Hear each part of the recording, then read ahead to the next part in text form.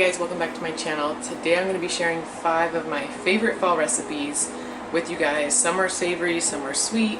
There's a drink in there. These are just some of my favorite things to make. This is one of my favorite seasons. I'd say probably my favorite season is fall. I love the flavors, the temperature is the best here in Southern California, and I love that it's finally cooling down and I can make my favorite things like soups and stuff like that. So stay tuned. I hope you guys enjoy and make some of these yourself.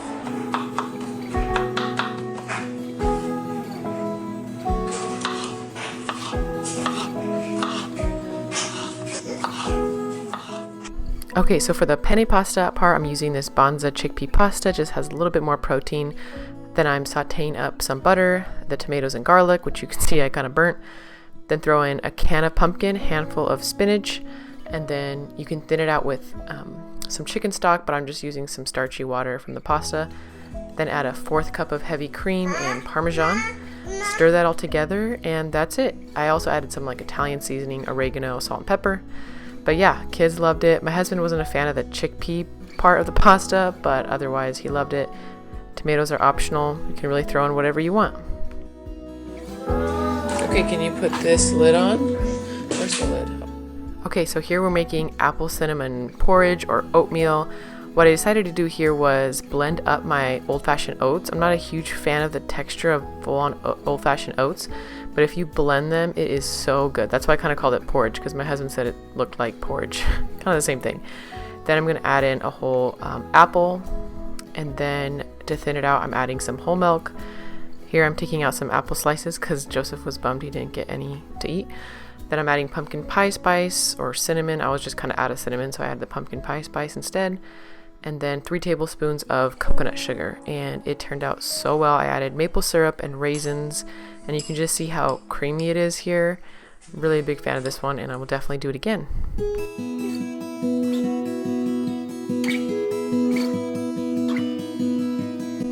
Okay, so this next recipe is apple pie cinnamon rolls. I made these because I saw this recipe online, and my husband's favorite 2 desserts are apple pie and cinnamon rolls. So this combines them. So you're going to want to put 3/4 cup of coconut sugar and a tablespoon of cinnamon together. Combine that, and then remove 1/4 cup of that mixture. Then go ahead and cut up 4 apples. It says to peel them, but I don't have time for that. Honestly, I could have done just 3, but recipe calls for 4.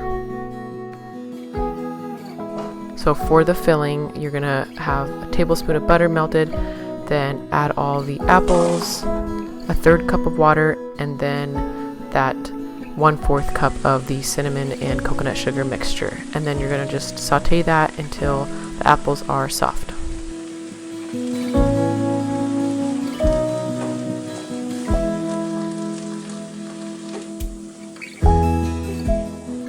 And then for the dough, you're going to go ahead and combine 2 cups of flour and an entire instant yeast packet and salt in a mixing bowl, and stir that to combine.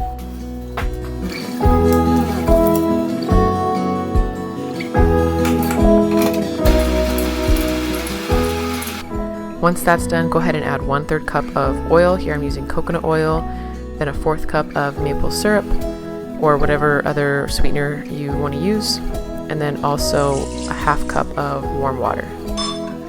Mix that all up together, and then go ahead and just sprinkle in probably another remaining cup of flour as you see fit to get to the perfect dough texture, consistency.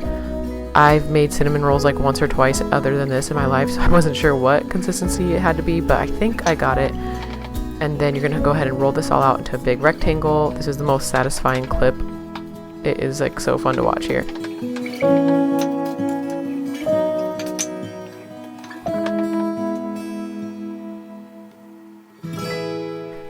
Then you're going to spread over 2 tablespoons of softened butter, and then the coconut, sugar, and cinnamon mixture. Spread it evenly, and then all of the apples. Honestly, it was a ton of apples, so I had a little extra to put on top, but that's why I said you could do 3 instead of 4 if you want, because these are really, really stuffed. Then just go ahead and roll them up as tightly as you can.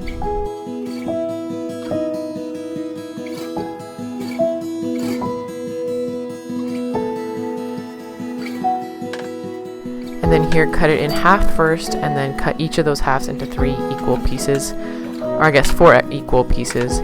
And here's where I could have used a bigger pan. I don't know how big this one is. I thought it was 9 by 13, but honestly, these grew so much overnight. They rose, and they were really stuffed together in there, so it took a long time for them to bake. But yeah, I would just recommend using 2 pans or a bigger pan for this so that they have room to rise. So here they are in the morning, definitely a little bit crammed in there. I would recommend taking them out and letting them rise for another 30 minutes in a warm place. And I'm going to go ahead and make the cream cheese frosting. So use half a block of cream cheese, a dash of cinnamon, maple syrup, vanilla, and it calls for butter, softened butter, a lot, like 4 tablespoons. Honestly, I don't think it needed the butter. It made it a little bit greasy and salty.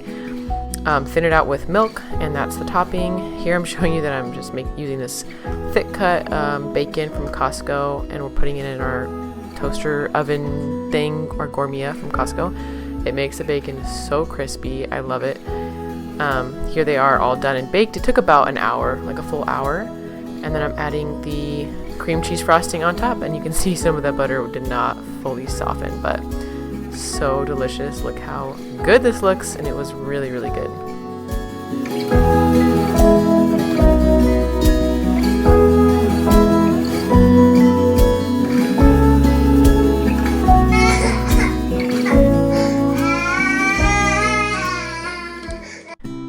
Okay, so here I'm making some pumpkin spice iced lattes. You're going to add 3 tablespoons of pumpkin puree, a 1/4 cup of maple syrup, splash of vanilla, pumpkin pie syrup, and a 1/4 cup of water.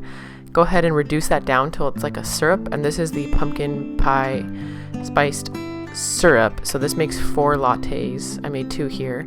But yeah, this can just sit in your fridge, and you can pull it out whenever you want to make one hot or iced. So I'm making one for my husband, one for myself. So 3 tablespoons of the syrup go in the bottom of the cup. Then you're going to go ahead and pull a shot of espresso, and I'm using a stir thing to mix that up. Hopefully that's, I don't know if that's correct or not, whatever, but it kind of warms it up and lets it like kind of melt. And then my husband likes almond milk, and I'm using whole milk and heavy cream because I'm a psychopath, and he's just using almond milk, and I had to add a little bit more milk. Then froth that up with a frother, and it will look really, really like a lot of milk. Oh yeah, Jojo's awake. I'm doing this voiceover while my kids nap, but they're both awake. So look how much milk it looks like, especially with the frother. But anyways, you can see once you add in the pumpkin and espresso mixture, it really looks like the correct color for a latte. So then here I'm just making mine with the shot and mixing it all together.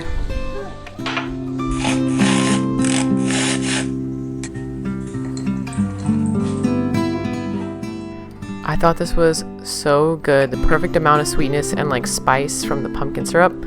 So definitely give this a try. I think you'll like it. Okay, so next I'm making the chili, pumpkin chili. I use ground beef, but the recipe calls for turkey. You could use either. Just cut up a whole onion. I'm using my food processor because it makes the veggies really, really small, which my kids and husband appreciate, and it's easier for me. So I'm just showing how small it makes them. And then adding a whole bag of these little mini bell peppers, and I'm also mixing in some tomatoes that I needed to use that were going bad, and then just go ahead and let that saute and like sweat out. Then I'm going to add in the beef. I used to use a whole entire container of this beef from Costco. It's about 1 1/4 pounds, but now I just half of it, especially for like a soup like this, because people don't really notice, and saves money since meat is so expensive now. So go ahead and mix that in. Then here I'm adding the seasonings: paprika, chili powder, cumin, garlic, and oregano.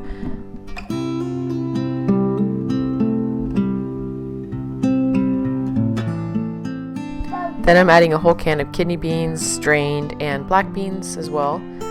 And I also drained all of the fat and water from that mixture. Then add in a whole can of pumpkin. This is where the pumpkin comes in. Diced tomatoes. Honestly, crushed tomatoes probably would have been better for this, but either way works. Go ahead and mix that together. And then add in I'd say about half of this container of chicken stock, really to whatever your desired consistency is.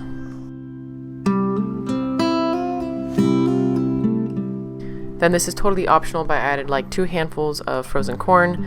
Again, you can really throw in whatever veggies you have on hand, and this is a great time to use them. Let that simmer for about 45 minutes on low. Then I decided to make some quesadillas with this cheese we got from Costco, this coastal cheese. It is so delicious, highly recommend. So this was a 10 out of 10. I loved it. Everyone loved it. And then I served it with some apple cider from Trader Joe's.